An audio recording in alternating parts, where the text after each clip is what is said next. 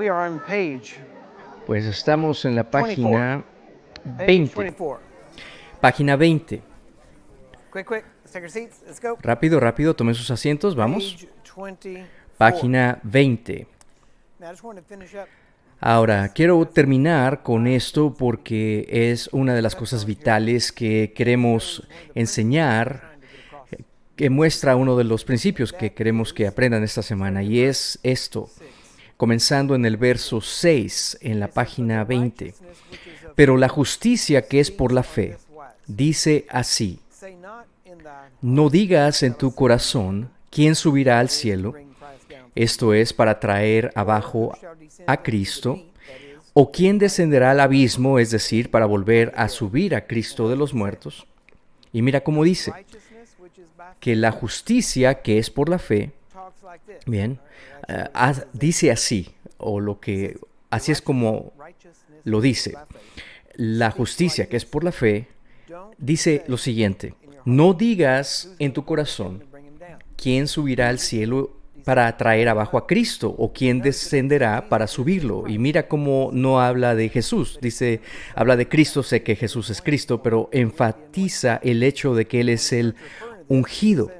Así que Él está diciendo, miren, si entiendes la justicia que es por la fe, entonces no vas a decir, necesitamos que el poder baje, que venga la unción o que suba la unción. ¿Qué es lo que dice?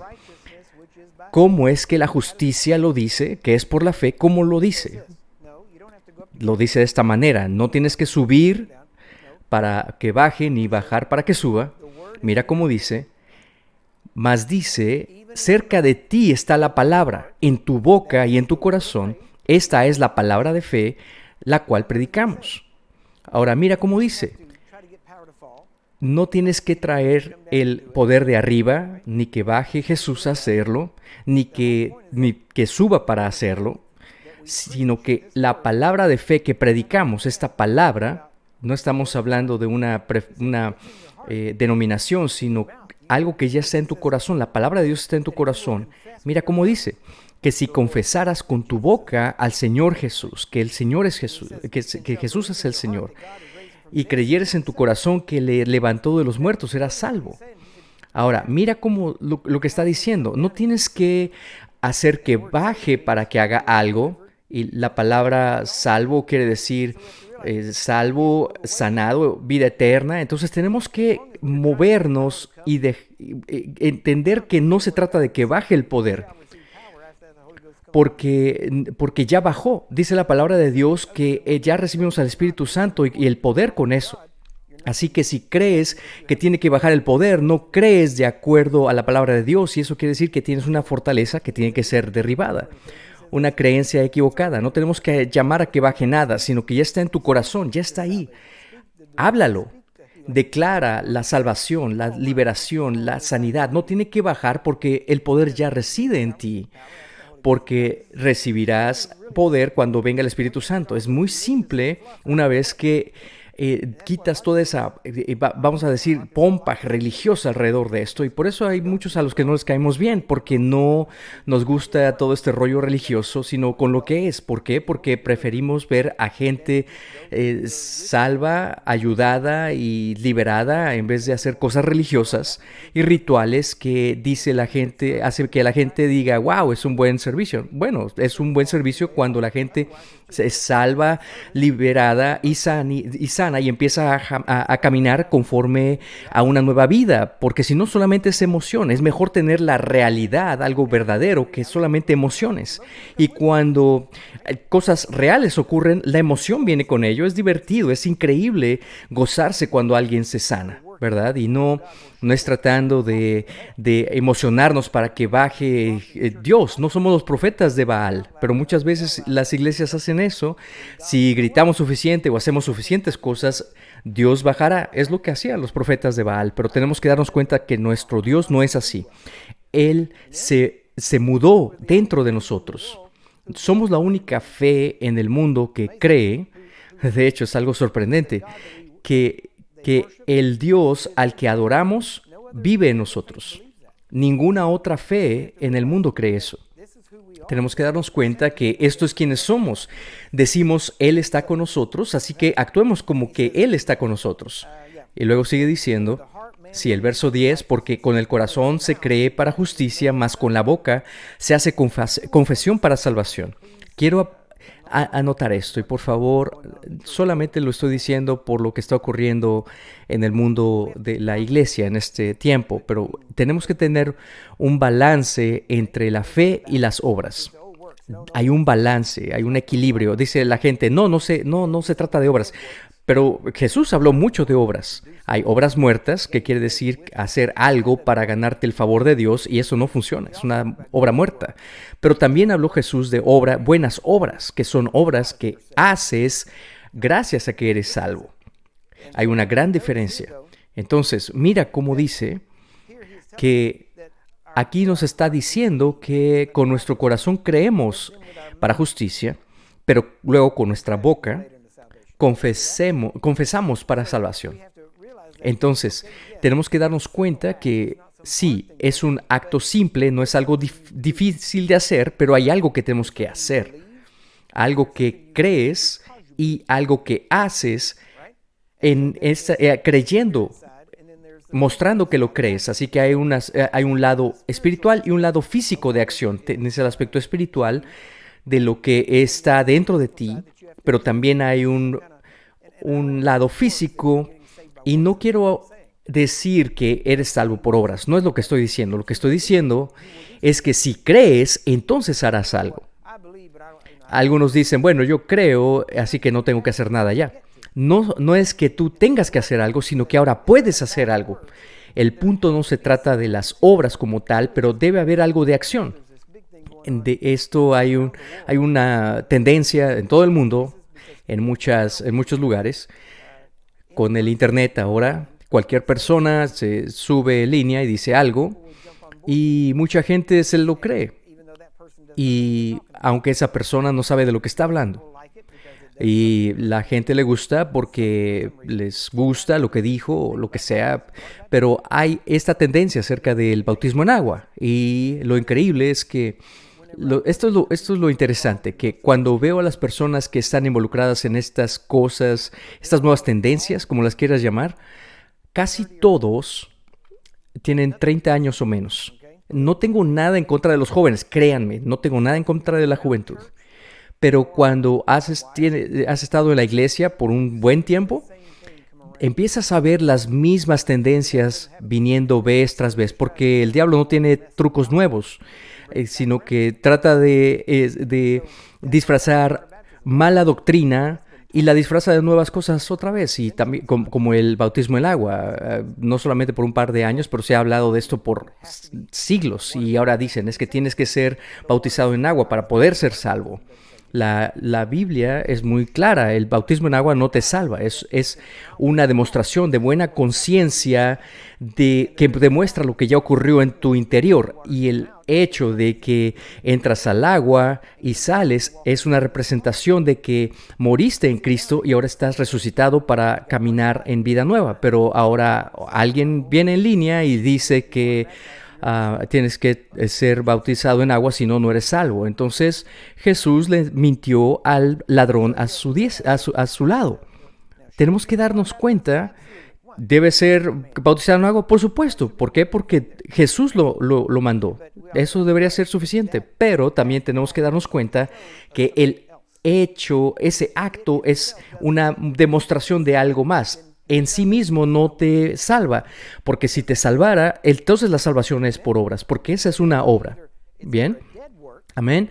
Entonces, o tienes una obra muerta, como esta doctrina que solamente el bautismo salva, o es una buena obra de obediencia a Jesucristo. Depende de cuál sea tu motivación, determina si es una obra muerta o una buena obra. Entonces, ahora tenemos que comenzar a enseñar del bautismo en agua de nuevo, porque alguien dijo algo equivocado y porque está en el internet.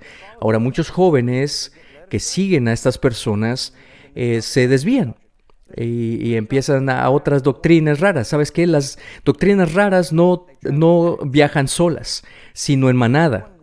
vienen juntas, te llevan por una doctrina rara y luego te metes en más aún. Entonces, perdón, eso no está en el manual, nada más es algo que quería decir, pero bueno.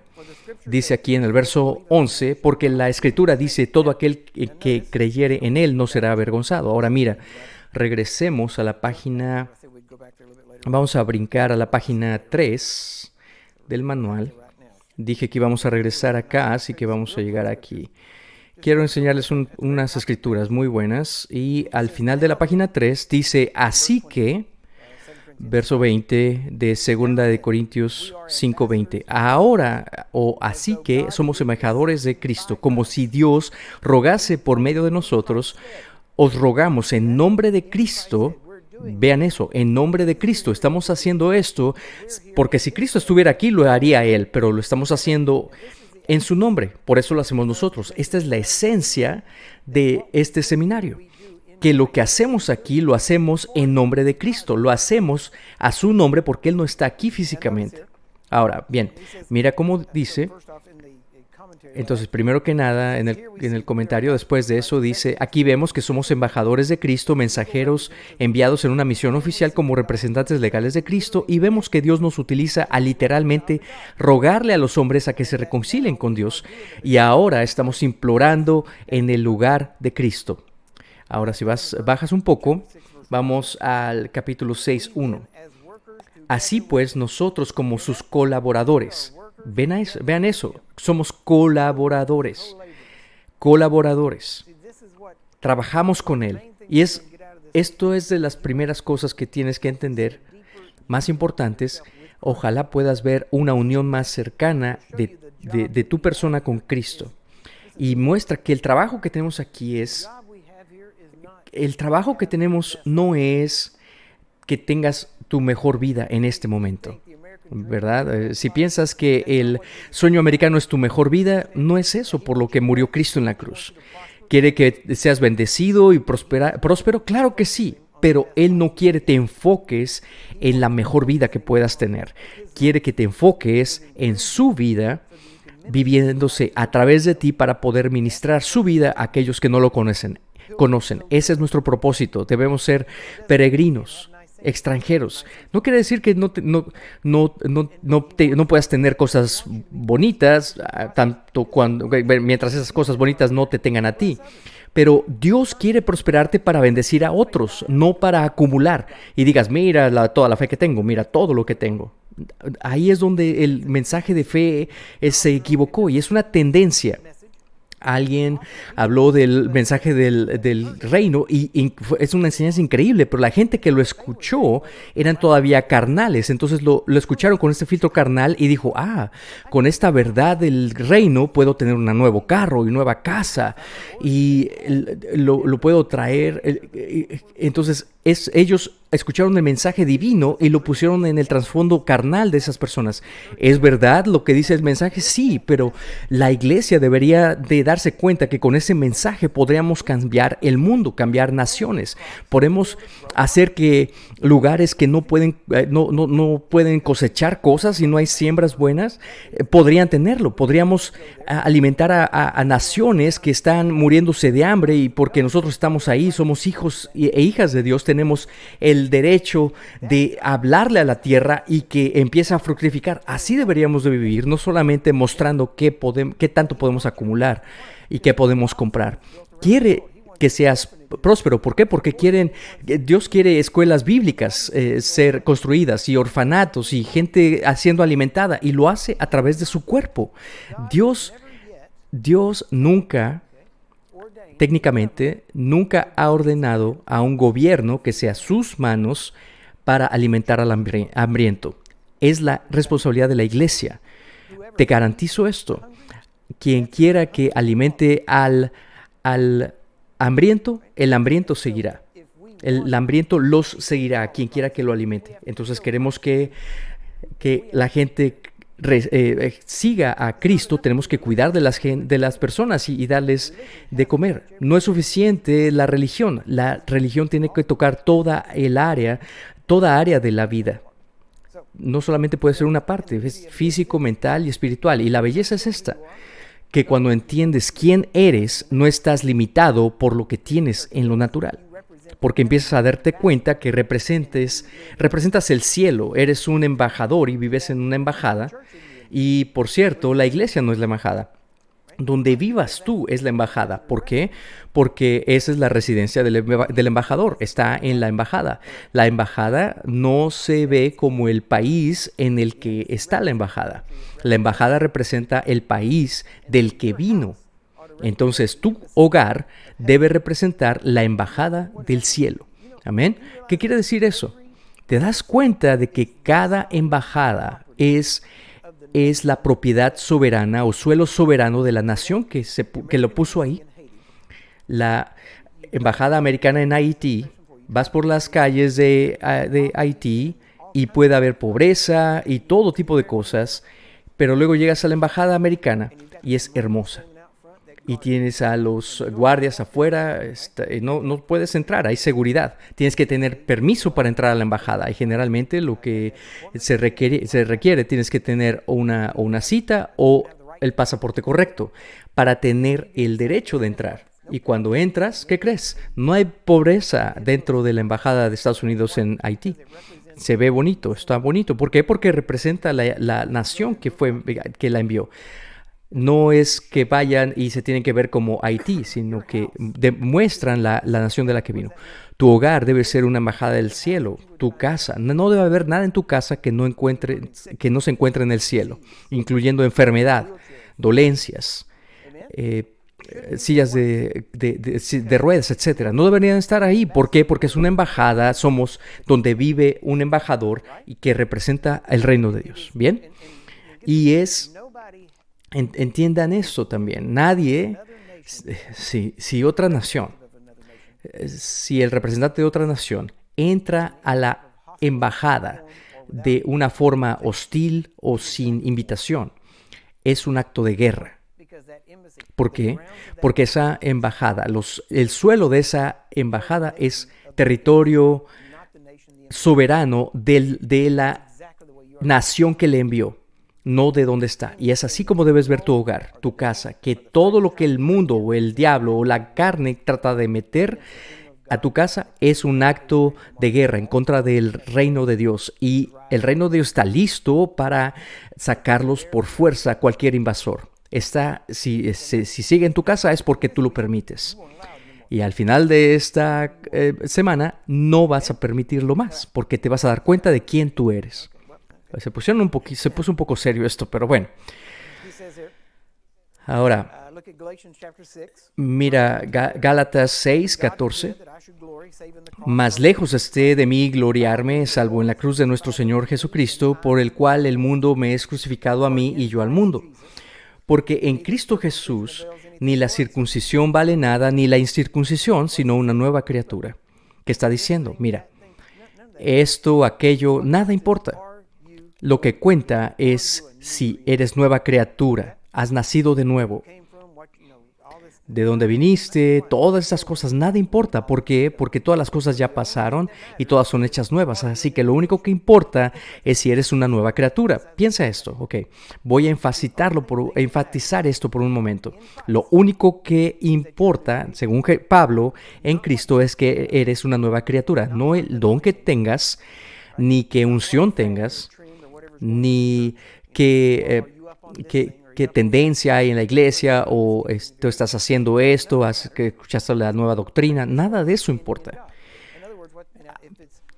sino que estés firme en Dios. Solo la nueva creación. Si eso es lo único que importa, ser un nuevo hombre, una nueva creación, tampoco importa la edad, ¿te fijas?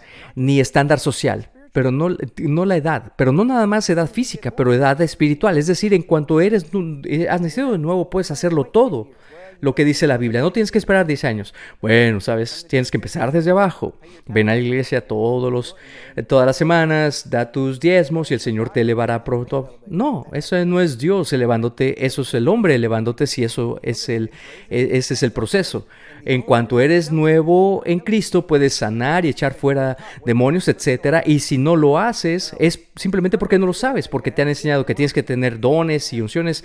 Sabes que si quieres, tienes que tener el el don de sanidad para sanar todas estas cosas son doctrinas de hombres, son cosas que se inventaron muchos y no ves eso en la Biblia, no ves eso ahí. Si necesita un muerto ser resucitado, resucítalo. Si hay un enfermo, sánalo. ¿Pero cómo lo hago? Pues con el Espíritu Santo. Sí, pero a lo mejor no tengo el don del Espíritu, no tengo el don de sanidades, pero tienes el Espíritu Santo. De hecho, te das cuenta que Dios te reto. Ve al Nuevo Testamento en los Evangelios y Romanos y así, y mira la diferencia de cuando habla de los dones en plural o el don en singular. Cuando dice el don, siempre verás que está ligado a el Espíritu Santo, nunca a un don. Ahora, en 1 Corintios a lo mejor dice a uno es dado el don de palabra de sabiduría, etcétera. Pero cuando dice el don, es siempre referente al Espíritu Santo. El don que tienes es el Espíritu Santo. Y verás en 1 Corintios, tendremos un seminario acerca de los dones más tarde en el año y no me voy a meter mucho en eso, pero recuerda esto. Los dones del Espíritu Santo no son dones del Espíritu Santo, son manifestaciones del Espíritu Santo. ¿Ven eso? No es esto, a ver, te voy a dar esto, aquí está esta pluma, esto es un don. De hecho, eso sería una manifestación de mi generación, que es muy poca mi generosidad, porque te estoy dando una pluma nada más. Pero el punto es que esa manifestación, lo que tú ves, es solo una manifestación de la naturaleza del Espíritu Santo. Entonces no se trata de tener algo, una cosa, yo tengo este don o aquel, sino que tienes el don del Espíritu Santo y porque tienes el don del Espíritu Santo, entonces todas las manifestaciones, hay diferentes formas que Él se puede manifestar. No te limites a un solo don. Bien, si vas a limitar a un solo don, asegúrate que es el que se necesita en ese momento que estás ministrando, ¿verdad? O sea, si piensas que nada más puedes tener uno, asegúrate que es el que se necesita en el momento, ¿verdad? Y así funciona bien. Bueno, en fin. Ahora mira, Efesios 2:15. Dice, aboliendo en su carne las enemistades, la hostilidad, la ley de los mandamientos contenidos en ordenanzas, para hacer en sí mismo de los dos un nuevo hombre, haciendo así la paz.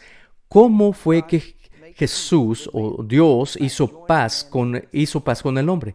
Uniendo al hombre a sí mismo. ¿Por qué? Porque ningún hombre se ha odiado a sí mismo, ¿verdad? Dice la palabra. La mejor forma que Dios pudo hacer paz con nosotros es hacernos uno con Él. Claro, tuvo que remover el pecado y la naturaleza pecaminosa, sí, pero el punto es, esta es la cosa, lo que te vas a dar cuenta esta semana es esto. Si yo le preguntara a la gente, ¿por qué Jesús vino? La mayoría vamos a oír muchas respuestas, pero todas son parcialmente verdaderas, porque Jesús dijo, yo vine para buscar a aquellos que estaban perdidos, pero también dijo que vino a dar vista a los ciegos y a dar sanidad a los perdidos y a los enfermos. Pero bueno, también dijo, para este propósito fue manifestado el Hijo de Dios para destruir las obras del diablo. Ahora, vemos que no son dos cosas distintas. Salvar a las personas y destruir las obras del diablo son la misma cosa. Para salvar a los perdidos tuvo que destruir las obras del diablo. Es parte de lo mismo, pero luego ves, y lo vamos a ver en un minuto. Y cuando yo vi esto, dije, wow, se me abrió la vista. Te darás cuenta que el propósito de Él venir, todo lo que hizo, y no estoy minimizando nada de ello, cada parte fue vital, pero todo lo que hizo fue por un propósito, para que Él pudiera hacer que su espíritu pudiera estar en el hombre de nuevo. Ese fue su propósito, porque estaba tratando de crear unidad entre el Dios y el hombre, y la única forma era darle al hombre el Espíritu de Dios. De hecho, mira, vamos a dar un paso más allá, y te lo puedo probar más adelante, que la razón por la que Jesús vino fue para destruir las obras del diablo y para salvar a los perdidos, sí, pero vino para traer unidad entre el hombre y Dios. Así que lo que sea que tenía que hacer, lo hizo para restaurar la unidad entre el hombre y Dios. Pero mira, lo hizo para poner su espíritu de regreso dentro del hombre, porque esa es la forma que puede unificar al hombre con Dios, poniendo el Espíritu de Dios en el hombre, porque aquel que es unido en el Señor es un espíritu con el Señor. Eso fue lo que hizo. Entonces, tenía que poner su espíritu en nosotros para unirnos de nuevo con Él. Pero mira, ¿por qué tenemos al Espíritu Santo? Te probaré en la Escritura en un minuto que la razón por la que lo tenemos dice literalmente, para que tú sepas y conozcas las cosas que Dios te ha dado libremente. Ahora, ¿por qué tenemos al Espíritu? Para estar unidos en Él. No, bueno, sí, tenemos que tener al Espíritu para ser uno con Dios, pero la razón es para conocer lo que Dios nos ha dado libremente, no cosas por las que tienes que trabajar para tener o ganarte o merecer, sino lo que se te ha dado libremente de parte de Dios. Y por su Espíritu podemos saber qué se nos ha dado. ¿Por qué? Porque su Espíritu nos llevará a toda verdad, nos guiará a toda verdad. Verán que todo esto que digo, si lo digo de acuerdo a la palabra de Dios, y si lo estoy diciendo de acuerdo a la palabra de Dios, lo estoy diciendo de acuerdo al Espíritu de Dios, porque no puedes dividir ambas cosas, es la misma cosa, el Espíritu y la palabra, pero si lo que digo es por la palabra de Dios, es decir, por el Espíritu de Dios, entonces todo lo que digo tiene que encajar y no contradecirse, porque el momento en que hay una contradicción, entonces en ese punto he dicho algo equivocado, porque el Espíritu no va a contradecir la palabra. Entonces, escucharás que digo algunas cosas parecidas vez tras vez, pero cada escritura que digo y que leamos, escucharás otras palabras que se relacionan con lo que sigo diciendo. Lo bueno es que lo hace muy fácil el mantenerte en el camino. Lo hace fácil de que alguien lo encuentre también ese camino. Es como rieles de seguridad para que no salgas con doctrinas erróneas y demás, o escuches y seas desviado por cosas erróneas. Pero bueno, vamos a ver algunos de los efectos de esto y luego regresaré un poco y luego terminaremos, ¿ok? ¿De qué estás hablando? Bueno, te lo mostraré. Efesios 4:22. En cuanto a la pasada manera de vivir, despojaos. Ahora, esto literalmente dice este estilo de vida, manera de vivir ese estilo de vida, no solamente tus palabras, porque eso es lo que tenemos que recordar. La Biblia sabe que lo que dices es cómo vives, o representa cómo vives. Si tú hablas de enfermedad y dolencia, vas a estar muy, muy enfermo, porque así vives. Si hablas mucho de pobreza, vas a caminar en pobreza. Son las cosas simplemente. De la abundancia del corazón habla la boca. Si es solamente porque tú hablas, no, es porque hay algo dentro de ti, porque es lo que crees, y lo que crees tendrás. Puedo hablar contigo y sabré dónde estás parado, porque te relajas y empiezas y bajas tu guardia y tu yo real empieza a hablar. Sabré cómo eres en verdad. Es más fácil hacerlo en la tienda que aquí, porque aquí estás con tu guardia arriba. Tengo que hablar así y asado, pero si te veo en la tienda allá afuera es diferente. Te escucho hablar en 5 minutos y vamos a ver qué sale de tu corazón, porque saldrá por tu boca. Y lo que crees es cómo vives.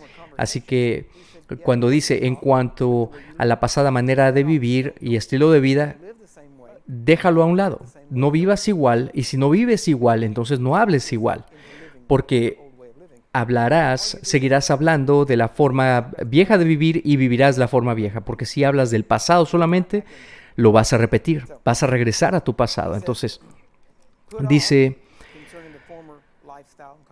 en cuanto a la pasada manera de vivir, despojaos del viejo hombre que está viciado o corrompido conforme a las concupiscencias engañosas, y renovaos en el espíritu de vuestra mente. Subráyenlo, en el espíritu de vuestra mente.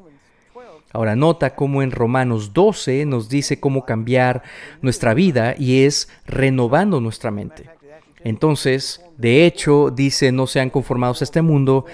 No dejes que el mundo te dé forma de mundo para perfeccionarte a ser como el mundo, pero más bien sé transformado por la renovación de tu mente. Ahora, este es el problema en la iglesia, porque la iglesia no ha enfatizado esta enseñanza. Entonces, bueno, eso y el hecho de que tratan de decirte que tu vida será transformada cuando alguien impone sus manos sobre ti. Ven, déjame te imparto esto o aquello. Te impartiré este don o esto o aquello. Y no hay nada en el Nuevo Testamento acerca de este texto. Nada de que sea posible impartir estas cosas. Pablo mismo dijo, quiero impartir dones espirituales. Era revelación, sabiduría y conocimiento en Cristo Jesús. No imponía manos para repartirle dones a la gente.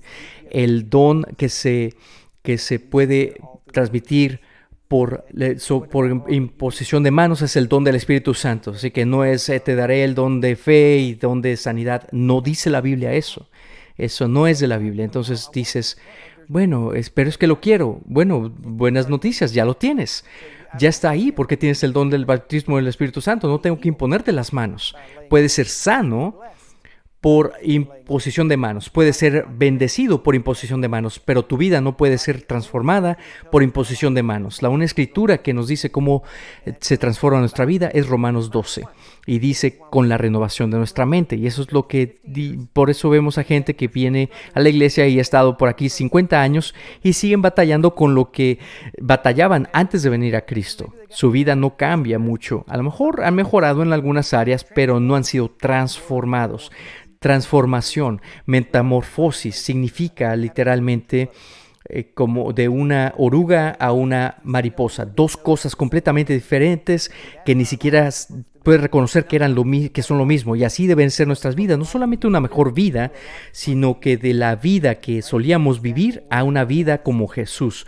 Porque a eso es a lo que nos estamos metamorfando, por así decirlo, hacia Cristo. Entonces el punto es que esto no ha sido enseñado suficiente y no hemos aprendido cómo renovar nuestra mente, y la Biblia lo dice aquí específicamente. Entonces yo oré para que el Señor me mostrara, porque yo creo que no está bien que tomemos tanto tiempo en llegar a esa verdad, pero el Señor me lo mostró en la Biblia, ¿no?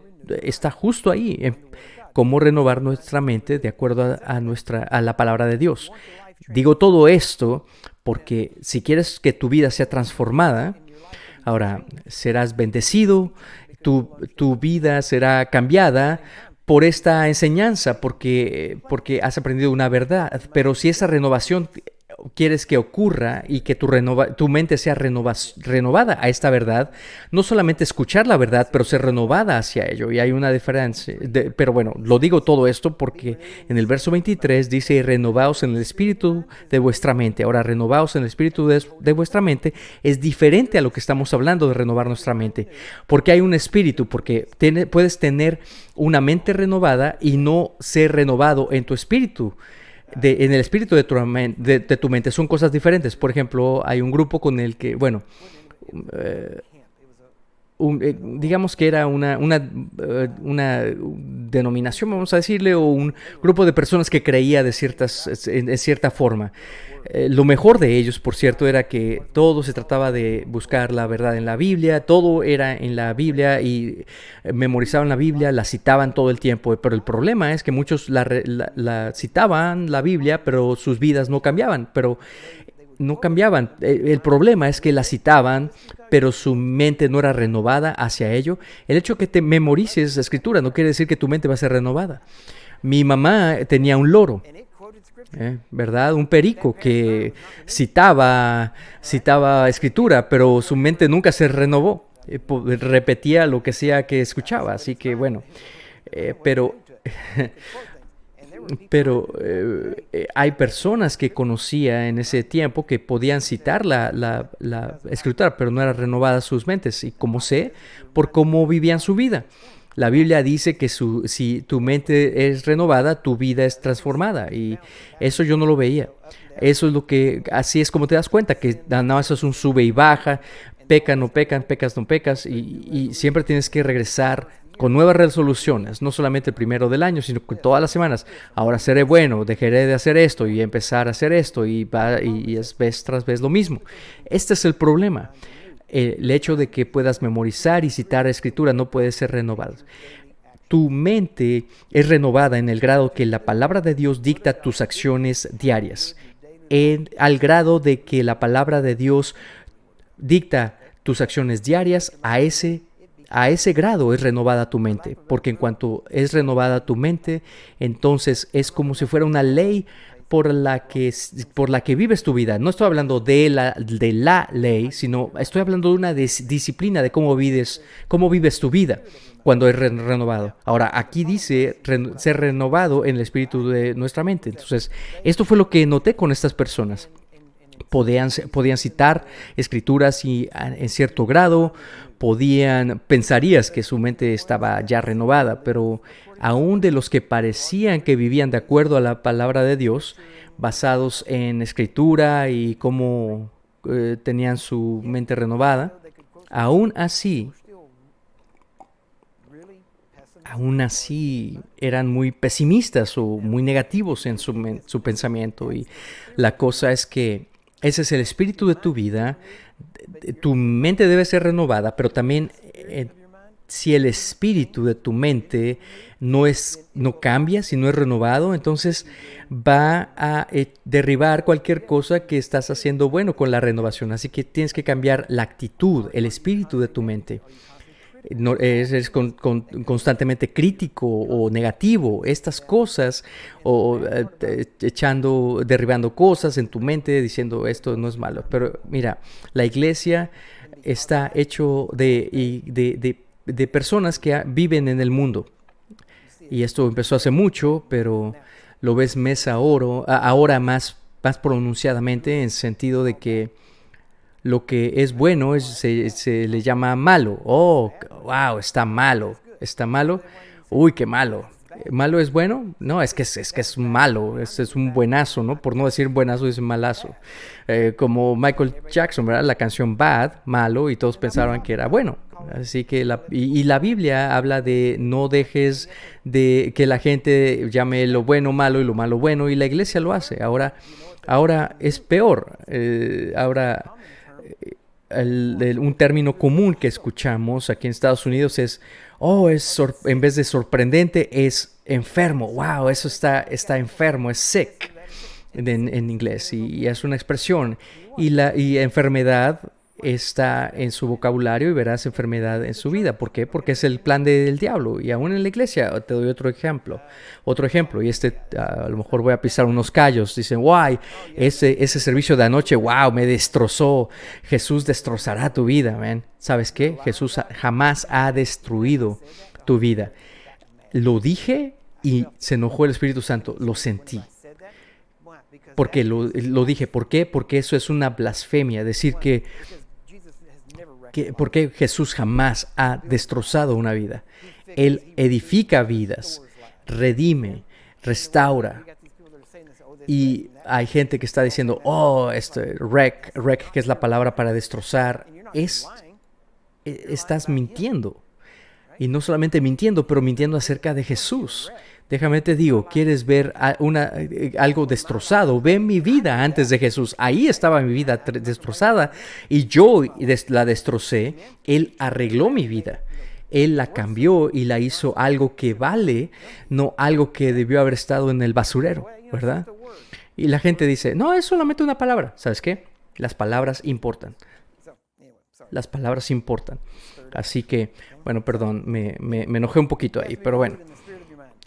Tienes que ser renovado en el espíritu de tu mente, y no solamente las palabras, pero tu actitud. El espíritu de tu mente es tu actitud. Eres pesimista o áspero. Esto tienes que cambiar en el espíritu de tu mente.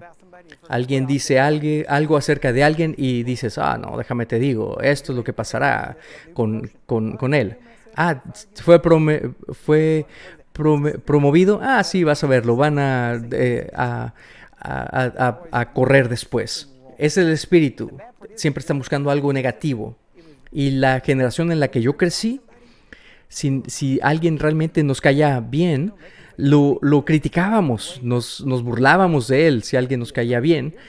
Se supone que era una, como para decir, ah, sabes que ay, les decíamos cosas para denigrarlos, pero es porque nos caían bien. Eres mi amigo porque puedo ridiculizarte y nadie más puede hacerlo.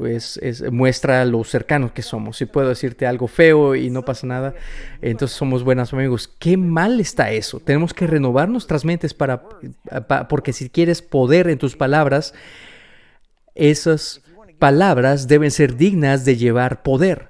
No puedes estar hablando muerte ni enfermedad si quieres llevar vida. Pero bueno, en fin, vamos al verso 24. Dice, y vestíos del nuevo hombre, que es creado según Dios en justicia y en santidad verdadera. Ahora, mira esto. Miremos a esto. Nos vestimos con el nuevo hombre. De hecho, pongan un paréntesis desde que empieza el verso 24, cuando dice y, ahí comienza el paréntesis y luego termina en la palabra, después de la palabra hombre. Y vestidos del nuevo hombre, eso está, pónganlo entre paréntesis. Ahora luego empiezan otro paréntesis después que dice qué es y termine hasta después de Dios, que es creado según Dios, ese es otro paréntesis. Y luego otro paréntesis abran en justicia, en santidad y verdadera. Y ahí cierra el paréntesis. Entonces, 3 paréntesis en esta área y aquí te muestra cada parte de la que estoy hablando. Márcalo de esa forma y lo verás. Te está diciendo qué hacer. Que primero, vestíos del nuevo hombre. ¿De qué se trata el nuevo hombre? Bueno, ese nuevo hombre fue creado según Dios. A la imagen de Dios, según Dios, Dios fue la forma, el patrón que se siguió para hacerlo, y luego dice en justicia y en santidad verdadera. Y si ves la escritura y determinas estas 3 áreas en cada escritura, te permitirán ver lo que se está diciendo. Hay muchas personas que lo leen de corrido y se pierden, porque es mucho en estas líneas. Sobre todo en el griego, esta frase es un párrafo completo. Así que tienes que verlo en partes para entender lo que está hablando. Así que está hablando de vestirnos el nuevo hombre, quien es creado según Dios. Ahora vemos cuál es el modelo de ese nuevo hombre, es Dios. Y la esencia de la nueva creación es justicia y santidad. Es una forma de verlo, pero bueno, luego entraremos en esto un poco más. Pero vamos a Colosenses 3:9. No mintáis los unos a los otros, habiéndoos despojado del viejo hombre, ya no te vistas del viejo hombre, y ni con sus hechos, ya no actúes así. Es decir, el viejo espíritu se fue y el nuevo espíritu está ahí, pero tu espíritu y tu mente todavía no ha sido renovada. Todavía puedes mentir porque todavía tu mente no ha sido renovada, solamente el espíritu. Y tienes que, a propósito, no hacer cosas. Así que la clave, de nuevo, es renovar nuestra mente. Sigamos. Y dice, y vestidos del nuevo, el cual se ha renovado con el conocimiento conforme a la imagen del que lo creó. De nuevo dice, tu espíritu ha sido renovado en el conocimiento conforme a la imagen del que lo creó. Verás que lo que me da cuenta aquí, mira, saca tu concordancia y busca la palabra conocimiento en el Nuevo Testamento. ¿Cuántas veces aparece ahí? Muchas personas, los cristianos dicen, no quiero conocimiento porque dicen, bueno, el conocimiento envanece. Podría, pero no si lo aprendes correctamente. Conocimiento espiritual no envanece, conocimiento carnal sí envanece. Bien, el conocimiento espiritual lleva a humildad porque es Biblia, es verdad y está bien. Déjame te doy un ejemplo. El conocimiento carnal en la iglesia. Esta persona tiene una unción. ¿Qué pasa? Esa persona se envanece. Tengo unción, soy mejor que tú porque tú no la tienes. Eso es conocimiento carnal en la iglesia. Conocimiento espiritual es ¿tienes una unción? Sí, pero tú también. ¿Por qué? Porque todos tenemos la unción, porque todos lo recibimos y está en nosotros. No nos envanecemos porque todos somos iguales. Esa es la diferencia entre el conocimiento espiritual y carnal en la iglesia. La gente empieza, y tenemos que, siempre el conocimiento carnal envanece a alguien y el conocimiento espiritual hace una igualdad, y lo hermoso es que no es bajar a todo mundo, sino que reconocer que Jesús está en todos nosotros y nos eleva a todos. Cuando hablamos de la unción, levantamos a una persona, pero cuando hablas de la palabra de Dios, elevas a todos. Pero bueno, ya, gente, ya quieren irse a descansar otra vez, no puede ser. Pero bueno, aquí dice, mira como dice verso 11, donde no hay griego ni judío, circuncisión ni incircuncisión, bárbaro ni cisita, sino ni siervo ni libre, sino que Cristo es el todo y en todos. Hay una igualdad. Eso me encanta de Azusa Street, el avivamiento ahí. En Azusa Street, la línea de ascendencia borró la línea racial. ¿Cuántos saben que necesitamos que descienda la sangre de Cristo en Estados Unidos? Porque es interesante, queremos igualdad racial, pero queremos enfatizar la diferencia de las razas, pero no puede haber igualdad si nos enfocamos en diferencias. Hay igualdad cuando enfatizamos las similaridades. Pero bueno, en fin, eso es otra cosa. Pero bueno, finalmente Romanos 6:4 dice, por tanto somos libres de la ley, habiendo muerto en lo que nos tenía sujetos para que sirvamos novedad en Cristo. O más bien dice, porque somos sepultados con Él en la muerte por el bautismo, porque como Cristo resucitó de los muertos para gloria del Padre, en novedad de vida. Y sigue diciendo Romanos 7:6, que lo leí anteriormente. Pero ahora somos libres de la ley, habiendo muerto a los que nos tenían sujetos para que sirvamos en novedad de espíritu. En novedad de vida, ahora en novedad de espíritu. Un espíritu diferente y no en lo antiguo de la letra. Y luego el último, y luego vamos a descansar. Primera de Juan 4:17, muy vital. En esto es perfeccionado el amor en nosotros, para que tengamos confianza en el día de juicio. Pues como Él es, así somos nosotros en este mundo. No en el mundo que vendrá. Todos dicen, sí, cuando lleguemos allá será genial. No. Él quiere que seamos geniales aquí. Porque así como Él es, nosotros somos en este mundo desde ahora. Ahora, diré esto rápidamente y luego los dejaré ir.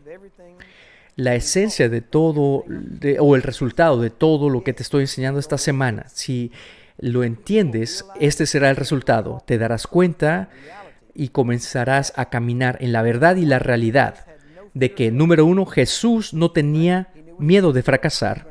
Él sabía lo que venía y que lo iba a lograr. Cuando ponía mano sobre el enfermo, decía, ojalá que funcione. Cuando estuvo enfrente de Lázaro, no dijo, ojalá que funcione, esto está como difícil, haré lo mejor que pueda. No hizo eso. No tenía miedo de fracasar, no tenía ni siquiera consideración de fracasar, no sentía carencia o miedo de tener carencia o escasez.